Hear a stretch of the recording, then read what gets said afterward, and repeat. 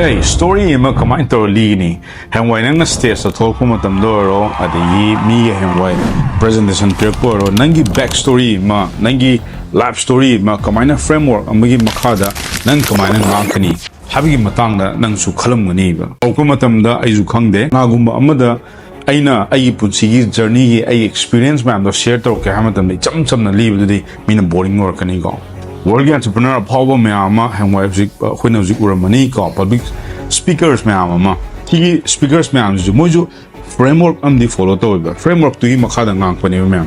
sigi lesson da aina ikai tam ki yam ta learn from my mentor Russell Brunson negi aina sigi story is a command direct to know how the item ki ba the mayam na su ko aina phangjagi ba experience ai mayam na si share to ke ba nangi backstory dia horaga nang transformation buki nang achievement buki adu buki journey do adu framework to kamaina build to do no do ai ngasi lessons that itam give am da. So hi everyone, my name is Thokchom Surmangol Singh. I'm the founder of Good.com. So lastly sigi videos da mayam na tamdu se no nangi backstory ma nang kamain toraga mayam da am simple oina to the point ko encrypts adu da lirka da ge haido mayam sidagi mayam khambiro ba. Step number 1 da mayam na khangdu se no nangi backstory nang hek pol podagi oro adu oro ko nang wari di kitang niramo ba nangi background ma machama. Hi, my name is Thokchom Surmangol Singh ko ai Thaiman sinam la kai sida ai poki chawje ge mamagi baba adu ka harmony dana adu ek harpaga point number 1 da external desire habam internal desire habam si anijema point tok solo note tok solo ko ham the external desire ko mapan thongi nang pamjaba nang struggle jo tok jarakpa nangi adugumba ma hayo nang na ngawr kanda nang na pamjarakpa nangi mapan thongi pamjaba myam lermani ko ade car ba ma yum phajaba ko ina kara khunba oning ma khoni mapan thongi hai taine mapan gi desire ko aduma hana phasana ngangbiro yamna ngangunu simple da ko to the point 3 to 5 minutes slower ade amana internal desire nangi manungda sidi kalamtana umante ko nangna pamjaba nangi manungda ko adumadi mina uba phangdaba haitarne adumadi nasana phasana ngangbiro ko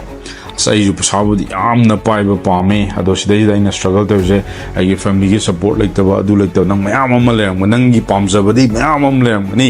adubu struggle di nang torong mani ba sidi miyoba khudi makki loi lerang mani ko na ki ju lerang mani ko nangna manung da pamjo karamtana di udaba nang khatang na di khangjaba ai sim di wali ne sida sim wali kholi da nasana khangjaba ni ko simade nang pamjaba laibado adudum struggle or madan adugi matang na kitang 3 to 5 minutes amniro around about like 9 to 10 minutes am lo changar ni ba second miyoba ma oina poktar de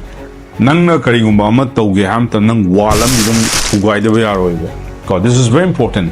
ko nangna hana lejari ba nangi stage su da dum leige de swa roi nangna karigumba ma thabak tor ke na haita de nangna hujik lai ba nangi stage su da gi ama khakhat ke haita nang karigumba wal ni nang thugai da yaroi sigi wal je once akoina thugai ba ngam da bai ni go si block chat na am leisa nangna hangai tawjaram ba nangi regular practice su nang to ba yaroi ba adu de kitang hendok pa thokna sigi wal je da mayam no jik tong ji kana thaba ma sum tor mani go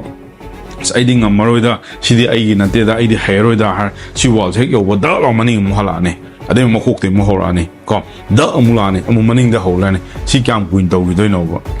sigi wal je hek break to gi ba matung da any or be ko financial or be adu or be nang skills hek da ba da pasa pai da ba be ko pai da ga di nang pai na ba sigi jam dang thugai bam da ka dai ba once si be lan gar ba ko discipline naina ko nang thatro chahi ma phan thok kuma tamda sigi wa nang hojik ngamde na haiba nang hojik haite na haido thatro phasana thadar kuma tamma chahi thadar kuma tamma or si nang sodam ki thugai ni sigi wal je thugai gi matung da nang ka dawni nang onda anova opportunity sama nang phangani ba this is very important ai ngon ju phangi ba ai ju hangai sum ai gi khanga chana bi mala ma tinar mi ko ai ju loi kakre am na kakre di ge asai gi wall thugar ko matam da thugar ko ai anova opportunity sam phangi ke adu da ai mentor ma phangi my first mentor Siddharth Rasekar je ma won da phang matam da ai su opportunity samai u phangi ba ke digital gi space da I meet my bang ma phana hore magi guidelines makhada ai chahi ni phasana ko magi mentorship ki makhada ai ju phasana train tore man haiba ai lon ma ile new opportunities so du phang to the planning ai mu struggle loy pasal leite me am hopaga family support leite ko kai di pasano du tools samada ko local listing matam da click funnel around 7300 hojipudi ayo recommend ado matam dugi $99 ado matam dugi US ki dollar gi magi exchange rate to adu ni go hajeja hojipudi 83 84 smile lere 82 ko bank to budi depend to but the question is matam da aina ai planning do later jo planning do lai na ai jo mu struggle hoy ai ka fadana ko adu da conflict ma am thing nai pasagi laita ba skills gi laita ba ana ai osal ko family gi problem adu gi problem dai ba si mayam je conflict ama dum lai da chat le ba journey je ko si ju journey ne adu si ma am je loi na mak thengna matung da finally ai jo small ko achievement am ka ai phangi ai punsi da 2021 da ko adu gi achievement do ma ai gi mentor sina one interview to matung ai hall of fame da yaugi ba so I earned 24 lakhs in 4 months ai matam da international client by international client mam duna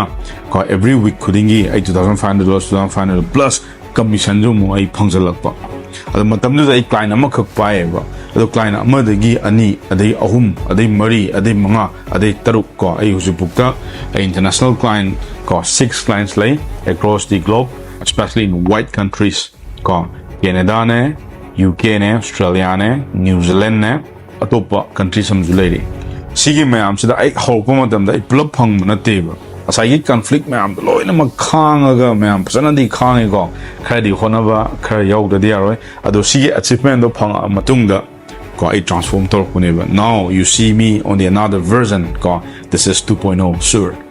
Da mayam sida formula ama ha si formula je mayam note to selo ahan bada ko nangi external gi desire ma adu ma psana ngango ani subada internal gi desire ma psana ngango ko adu ngango matungda nangi internal ga external gi nangi desire do nang walam na soina maki nang thingam gani ba nang na pamjari ba external da pam ba internal ba adu gi desire ma do nang phang na ho na matam da walam di nang thugar ka da yaroi ba wal dina second year third subada wal jek thugar matung nang new opportunity sama kana gumba mentor mu thengna boro kana gumba amadi nang thengna rangmani ba nangi life da natraga ju ko nangi punsi gi journey da nang kana gumba amadi soilam gi thengna raga nang another level am kan bo khona kani ba ek thengna matung da nang planning ler mani ko e comment tor yok siga ai go sa si yor matung da kadara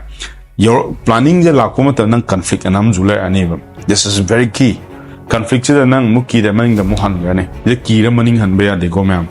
journey as dum la do ne ko phabala kani phatabala kan thengai na do ne ji loina mak lor matung da nang ge achievement ado phang deni ko your first milestone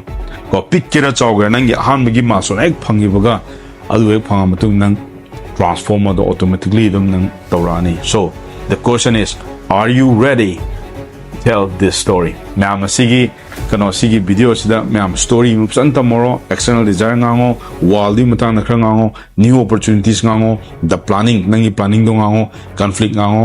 achievement ngango transformation ngango sinipan khataneba nangna kana gumba am the stage the presentation to kamatam da this is exactly you need in order to tell a story see framework se sana sinaro ma'am si worldwide oina sinabani aina ngasino da haizari se